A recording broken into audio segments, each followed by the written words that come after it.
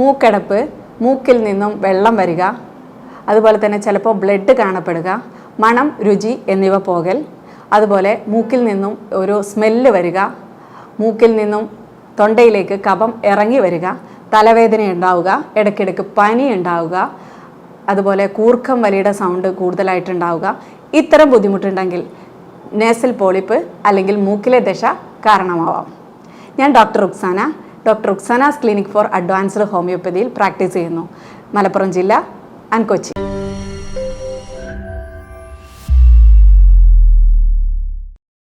ശരിക്കും മൂക്കിലെ ദശ എന്ന് പറയുന്നത് നമ്മുടെ മൂക്കിൽ കാണുന്ന ക്യാൻസർ അല്ലാത്ത ഒരു വളർച്ചയാണ്.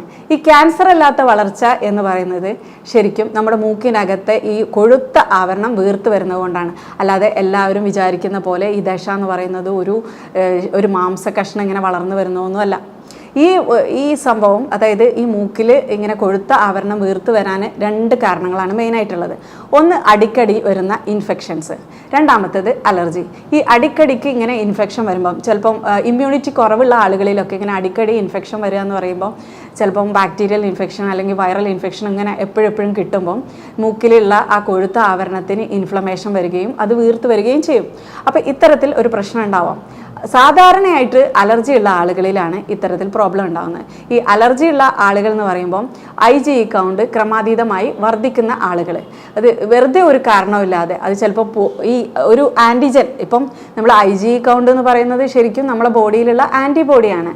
പുറത്തു നിന്നുള്ള ആൻറ്റിജനാണ് ഈ ചിലപ്പോൾ ഡസ്റ്റ് ആയിരിക്കാം, അതായത് പൊടിയായിരിക്കാം, അല്ലെങ്കിൽ നമ്മുടെ കാലാവസ്ഥയിലുള്ള ചേഞ്ച് ആയിരിക്കാം, പുകയായിരിക്കാം, അല്ലെങ്കിൽ ചിലതരം ഭക്ഷണ സാധനങ്ങളിൽ നിന്നായിരിക്കാം, ഒന്നുമല്ലെങ്കിൽ വേറെ എന്തെങ്കിലും, ഇപ്പം ചില ഫ്രൂട്ട്സ് കഴിച്ചാൽ അല്ലെങ്കിൽ ചില ഈ പൊള്ളനൊക്കെ വരുന്ന സമയത്തൊക്കെ ചില ആളുകൾക്ക്, അതായത് ഈ പൂക്കളൊക്കെ പൂക്കുന്ന സീസണൊക്കെ വരുന്ന സമയത്തൊക്കെ ചില ആളുകൾക്ക് അലർജി ഉണ്ടാവും. അങ്ങനെ ഓരോ ആളുകളിലും ഉണ്ടാകുന്ന ലക്ഷണങ്ങളും വ്യത്യസ്തമാണ്. അതുപോലെ തന്നെ ഏത് ഫാക്ടറിൽ നിന്നാണോ ഈ പ്രശ്നങ്ങൾ ഉണ്ടാകുന്നത് അതും വ്യത്യസ്തമാണ്. ചിലപ്പോൾ പുകയെന്നാവാം, ചിലപ്പോൾ പൊടിയെന്നാവാം. അങ്ങനെ ഓരോ ആളുകളിലും ഇങ്ങനെ ഒരു പ്രശ്നം ഉണ്ടാകുമ്പോൾ അതിനെ നമ്മൾ ആൻറ്റിജൻ എന്ന് പറയും. ഈ നമ്മുടെ ശരീരത്തിൽ ഈ ആൻറ്റിബോഡി, ഈ IgE ആൻറ്റിബോഡി ക്രമാതീതമായി അങ്ങ് കൂടും.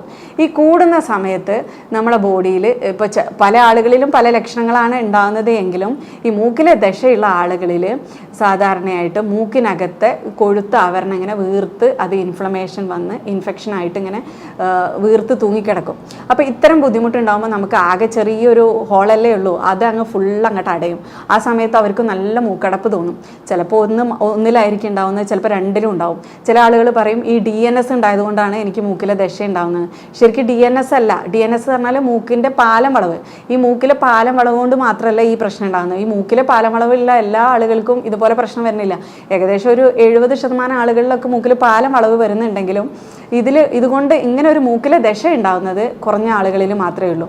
അതായത് ഇവർക്ക് അലർജി വരുന്ന സമയത്താണ് ഇത്തരം ബുദ്ധിമുട്ടുണ്ടാകുന്നത്. ഇപ്പം മൂക്കിൽ പാലം വളവാണെങ്കിലും നമുക്ക് ആ ഒരു ഷേപ്പിനനുസരിച്ച് ഹോളിലൂടെ പോയിക്കോളും നമ്മുടെ ശ്വസിക്കുന്ന വായു. പക്ഷേ ഇത് ഇങ്ങനെ ഒരു അലർജി ഉണ്ടാകുമ്പം ആ കൊഴുത്ത ആവരണം വീർത്ത് വന്ന് അവിടെ അങ്ങോട്ട് അടയും. അപ്പോൾ പിന്നെ പോകാനും ഹോൾ ഉണ്ടാവില്ല. ആ സമയത്ത് നമുക്ക് ശ്വാസം എടുക്കാനും പുറത്തോട്ട് വിടാനും ബുദ്ധിമുട്ടുണ്ടാകും. അപ്പോൾ ഉറങ്ങുന്ന സമയത്തൊക്കെ ആണെങ്കിൽ നല്ല കൂർക്കം വലി കാണും.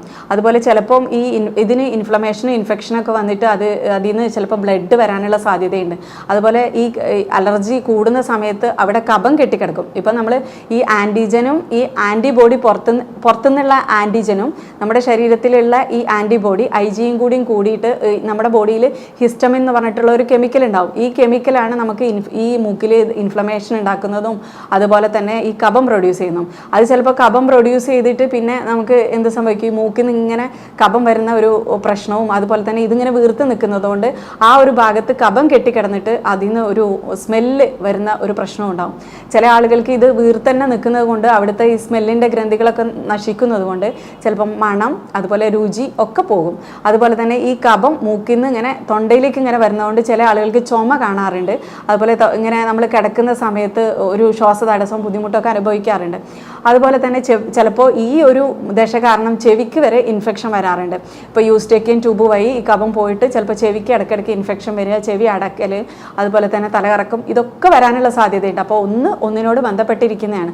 ബേസിക് റീസൺ എന്ന് പറയുന്നത് നമ്മൾ അലർജി തന്നെയാണ്. അപ്പോൾ ഇത് നമ്മൾ വളരെയധികം ശ്രദ്ധിക്കണം. ഇത്തരം പ്രോബ്ലംസ് ഉണ്ടെങ്കിൽ ശരിക്കും നമ്മൾ ഹോമിയോപ്പതിയിൽ ഇതിനെ ട്രീറ്റ് ചെയ്യുന്ന സമയത്ത് ഈ അലർജി നോർമൽ ആവാനുള്ള മരുന്നാണ് കൊടുക്കുക. അതായത് ഇപ്പം അലർജി എന്ന് പറയുമ്പം അത് നമ്മൾ ഇപ്പം താൽക്കാലികമായി ഇപ്പം പൊടിയിൽ നിന്നായിരിക്കാം, അല്ലെങ്കിൽ ഇപ്പോൾ ഭക്ഷണ സാധനങ്ങൾ എന്ന് പറയുമ്പോൾ മെയിനായിട്ട് ഈ കടൽ മത്സ്യങ്ങൾ, അയില, ചെമ്മീൻ, ചൂര, അതുപോലെ ഞണ്ട്, കൂന്തൾ, ഇങ്ങനത്തെ ഐറ്റംസൊക്കെ. അതുപോലെ ഈ ചെതുമ്പലുള്ള മീനുകൾക്ക് പ്രശ്നമില്ല. ചെതുമ്പലില്ലാത്ത മീനുകളൊക്കെ കഴിക്കുന്ന സമയത്ത് ചിലപ്പോൾ ഇതുപോലെയൊക്കെ വന്ന് കളയും. അതുപോലെ തന്നെ ചില ആളുകൾക്ക് ചിലതരം ഫ്രൂട്ട്സ്, മെയിനായിട്ട് സിട്രസ് ഫ്രൂട്ട്സ് ആണ്, പിന്നെ മുന്തിരി, അതുപോലെ തന്നെ ചില ആളുകൾക്ക് പൈനാപ്പിൾ എന്നൊക്കെ വരാനുള്ള സാധ്യതയുണ്ട്. അപ്പോൾ ചില ആളുകൾക്ക് നട്ട്സ് അലർജിയുള്ള ആളുകളും ഉണ്ടാവും. അതുപോലെ ചോക്ലേറ്റ് അലർജിയുള്ള ആളുകൾ, അങ്ങനെ ഓരോ നമുക്കിപ്പോൾ ഇത് എന്തെന്നാണെന്ന് കണ്ടുപിടിക്കാൻ ഒരു ടെസ്റ്റ് ഉണ്ട്. അത് നടത്തി കഴിഞ്ഞാൽ എന്തെന്നാണെന്ന് കണ്ടുപിടിക്കാൻ പറ്റും. പക്ഷേ ആ ഒരു സാധനം നമ്മൾ മാറ്റിയത് കൊണ്ട് മാത്രം നമുക്ക് ഈ അലർജി മാറുന്നില്ല. ഈ അലർജി എന്നുള്ള ഫാക്ടർ നമ്മൾ വെറുതെ ആ കൗണ്ട് കുറയ്ക്കാനുള്ള മരുന്നുകൾ ഇപ്പം നമ്മൾ അലോപ്പതിയിൽ കഴിക്കുമ്പം ആൻറ്റി അലർജിക് മെഡിസിൻസ് കൊടുക്കുമ്പോൾ അലർജി താൽക്കാലികമായി കുറയും. അപ്പോൾ ഈ വീർത്തിരിക്കുന്ന പ്രശ്നം കുറയും. അതുപോലെ തന്നെ മൂക്കിലടിക്കാനുള്ള മരുന്നൊക്കെ അടിക്കുമ്പോൾ ആ ഒരു ട്രാക്ക് ക്ലീനായി വരും. അപ്പം നമുക്ക് ശരിക്കും ശ്വാസം എടുക്കാൻ ഈസി ആവും. പക്ഷേ ശരിക്കും ഈ അതിൻ്റെ ഒരു ആക്ഷൻ കുറയുന്ന സമയത്ത്, അതായത് ആ കൗണ്ട് വീണ്ടും നമ്മളിപ്പോൾ ഈ പൊടിയിലേക്കൊക്കെ പൊടിയാണ് പ്രശ്നമെങ്കിൽ ആ പൊടിയിലേക്ക് വീണ്ടും പോകുന്ന സമയത്ത് വീണ്ടും ഇതുപോലെ വീർത്ത് വരുന്നത് കൊണ്ട് അവർക്ക് വീണ്ടും ഈ അവസ്ഥയിലേക്ക് വരാനുള്ള സാധ്യതയുണ്ട്. അപ്പം നമ്മൾ ഇതിനെ ശരിക്കും നമ്മൾ ചികിത്സിക്കേണ്ടത് ഇവരുടെ ശരീരം അമിതമായി ഇത്തരം പ്രശ്നത്തിനോട്, അതായത് ഇത്തരം അവസ്ഥകളോട് പ്രതികരിക്കാൻ പാടില്ല. ആ ഒരു അവസ്ഥയാണ് നമുക്ക് ശരിക്കും കറക്റ്റായിട്ട് കൊണ്ടുവരേണ്ടത്. ഇത്തരത്തിൽ നമ്മൾ ചികിത്സിച്ച് കഴിഞ്ഞാൽ ശരിക്കും ഈ ഒരു ദശ എന്നുള്ള സംഭവം പരിപൂർണമായിട്ടും മാറ്റിയെടുക്കാൻ പറ്റും. അല്ലാതെ നമ്മൾ ഈ ദശ വന്നു എന്ന് പറഞ്ഞ് സർജറി ചെയ്ത് കഴിഞ്ഞാൽ നമുക്ക് താൽക്കാലികമായി ആ ഒരു ഭാഗത്തെ ഇത് അങ്ങോട്ട് റിമൂവ് ചെയ്യും. അപ്പോൾ നമുക്ക് എന്ത് ചെയ്യും, നമുക്ക് ശരിക്കും ശ്വസിക്കാൻ പറ്റും. അല്ലെങ്കിൽ DNS വരുന്ന ആളുകൾക്ക് ശരിക്കും ആ DNS ഒന്ന് കറക്റ്റ് ചെയ്ത് കൊടുത്തു കഴിഞ്ഞാൽ ശരിക്കും ശ്വസിക്കാൻ പറ്റും. പക്ഷെ കുറച്ച് കഴിയുമ്പം അവർ നന്നായിട്ട് ശക്തമായിട്ടൊന്ന് തുമ്മ അല്ലെങ്കിൽ ചുമക്കുകയൊക്കെ ചെയ്യുന്ന സമയത്ത് ശരിക്കും ഇത് വീണ്ടും ആ ഒരു അവസ്ഥയിലേക്ക് തന്നെ വരാനുള്ള സാധ്യതയുണ്ട്. അപ്പോൾ നമ്മൾ എന്താ ചെയ്യേണ്ടത്, ഈ ഒരു സർജറി എന്ന് പറയുന്നത് ഇതിനൊരു താൽക്കാലിക പരിഹാരം മാത്രമാണ്. ശരിക്കും നമ്മൾ പരിഹരിക്കേണ്ടത് ഇവരുടെ ശരീരം ഇതിനോടൊക്കെ, ഈ ഒരു അവസ്ഥയോടൊക്കെ നോർമലായിട്ട് പ്രതികരിക്കണം. അപ്പോൾ ആ അവസ്ഥയിലേക്ക് കൊണ്ടുവരാൻ നമ്മൾ ചെയ്യേണ്ട കാര്യം എന്താണെന്ന് വെച്ചാൽ ഹോമിയോപ്പതിയിൽ ഇതിന് വളരെ നല്ല മെഡിസിൻസ് ഉണ്ട്. ഇതെന്താ ചെയ്യുന്നതെന്ന് വെച്ചാൽ നമ്മുടെ ശരീരത്തിൽ ഇപ്പോൾ ഈ അലർജിയുടെ കൗണ്ട് കൂടുന്നത് കൊണ്ടാണല്ലോ ഇത്തരം പ്രശ്നം ഉണ്ടാവുന്നത്. ഈ കൗണ്ട് എത്രമാത്രം കൂടുന്നുണ്ട്, അതുപോലെ എന്ത് സാധനത്തിനോടാണോ ഇവർക്ക് പ്രശ്നം ഉണ്ടാവുന്നത്, അതായത് ഇപ്പോൾ ചില ആളുകൾക്ക് പൊടിയിലോടായിരിക്കും, തണുപ്പിനോടായിരിക്കും, അപ്പോൾ എന്ത് സാധനത്തിനോടാണോ അവർക്ക് പ്രശ്നമുണ്ടാകുന്നത് എന്ന് കണ്ടുപിടിച്ച് അവരുടെ ശരീരത്തിൽ ഉണ്ടാകുന്ന ചേഞ്ചസ്, ഇപ്പം ഇവർക്ക് മൂക്കിലെ ദശയായിരിക്കും, മറ്റ് ചിലർക്ക് വരുന്നത് മൂക്കിലെ ദശ നമ്മൾ സർജറി ചെയ്ത് മാറ്റിക്കഴിഞ്ഞാൽ ചിലപ്പം കഫം ഉള്ളിലേക്ക് വന്നിട്ട് ടോൺസിലൈറ്റിസ് ആവാം, അല്ലെങ്കിൽ സൈനോസൈറ്റിസ് വന്നിട്ട് തലവേദനയാവാം, അല്ലെങ്കിൽ ഇടയ്ക്കിടയ്ക്ക് ചെവിക്ക് ഇൻഫെക്ഷൻ വന്നിട്ട് അതിന് ചെവിയുടെ പാടയ്ക്ക് ടിമ്പാനിക് മെമ്പറൈന് ഹോൾ വരിക, അങ്ങനത്തെ കണ്ടീഷനിലോട്ടൊക്കെ വരാം. അതുപോലെ ചെസ്റ്റിലേക്ക് ഇറങ്ങി വന്ന് ബ്രോങ്കൈറ്റിസ്, ബ്രോങ്കിയൽ ആസ്മ, ഈ കണ്ടീഷനിലോട്ടൊക്കെ മാറാനുള്ള സാധ്യത ഉണ്ടായതുകൊണ്ട് തന്നെ നമ്മൾ ഈ ഒരു അവസ്ഥയിൽ എന്താണോ ഈ രോഗിക്ക് പ്രശ്നമുണ്ടാകുന്നത്, ഈ രോഗിക്ക് ഇപ്പം ദശയാണ് പ്രശ്നം, ഇത് വീർത്ത് വരുന്നതാണ് പ്രശ്നം, അതോടൊപ്പം എന്തെല്ലാമാണ് പ്രശ്നം ഉണ്ടാകുന്നത് എന്ന് വളരെ നല്ല രീതിയിൽ എക്സാമിൻ ചെയ്ത് അതിന് കൃത്യമായ രീതിയിൽ മരുന്ന് കൊടുത്തു കഴിഞ്ഞാൽ, അതായത് ഈ രോഗിയുടെ ലക്ഷണങ്ങൾക്ക് സമാനമായിട്ടുള്ള ലക്ഷണങ്ങൾ ഒരു ഹെൽത്തി ആയിട്ടുള്ള ആളുകളിൽ ഉണ്ടാക്കാൻ പറ്റുന്ന ഒരു മരുന്ന് ചെറിയ ഡോസിൽ നമ്മളിങ്ങനെ കൊടുത്തു കഴിഞ്ഞാൽ പയ്യെ പയ്യെ പയ്യെ പയ്യെ അവരുടെ ശരീരം ഈ ഒരു നോർമൽ അവസ്ഥയിലേക്ക് ഇങ്ങനെ വരും. അങ്ങനെ വന്നു കഴിഞ്ഞു കഴിഞ്ഞാൽ നമുക്ക് പയ്യെ പയ്യെ നമ്മളെ മരുന്നും നമുക്ക് റെഡ്യൂസ് ചെയ്യാൻ പറ്റും. അങ്ങനെ ആ ഒരു രോഗത്തിൻ്റെ ഫ്രീക്വൻസിയും സിവിയറിറ്റിയും ഒക്കെ കുറഞ്ഞ് ഈ രോഗി നോർമലായി വരുന്ന അവസ്ഥയാണ് ഹോമിയോപ്പതിയിലൂടെ നമുക്ക് ഉണ്ടാക്കാൻ പറ്റുന്നത്.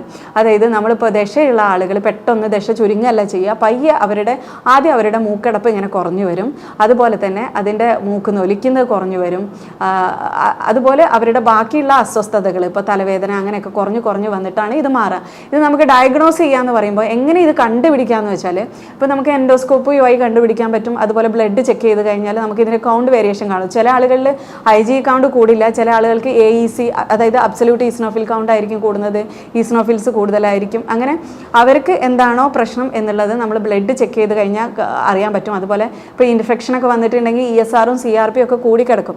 അപ്പോൾ ഇത്തരത്തിൽ എന്താണോ അവർക്ക് പ്രശ്നം വരുന്നത് എന്ന് നമ്മൾക്ക് ചെക്ക് ചെയ്യാൻ ഇങ്ങനെ ഇതുപോലെ ബ്ലഡ് ചെക്ക് ചെയ്യാം.